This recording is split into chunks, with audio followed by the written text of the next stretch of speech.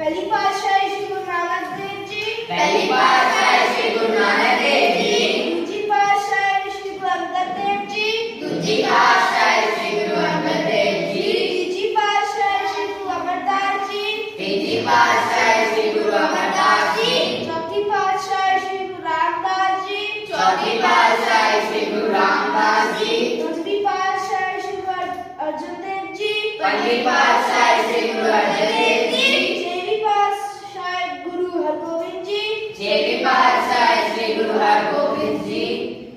सातवीं पातशाही श्री गुरु हरराय जी, सतवीं पातशाही श्री गुरु हरराय जी, आठवीं पातशाही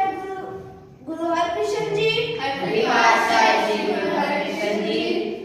नौवीं पातशाही श्री गुरु तेग बहादुर जी, नौवीं पातशाही श्री गुरु तेग बहादुर जी, दसवीं पातशाही श्री गुरु गोविंद सिंह जी, दसवीं पातशाही श्री गुरु गोविंद सिंह जी, दसागुराती जो श्री गुरु ग्रंथ साहिब जी। दसागुराती जो श्री गुरु ग्रंथ साहिब जी।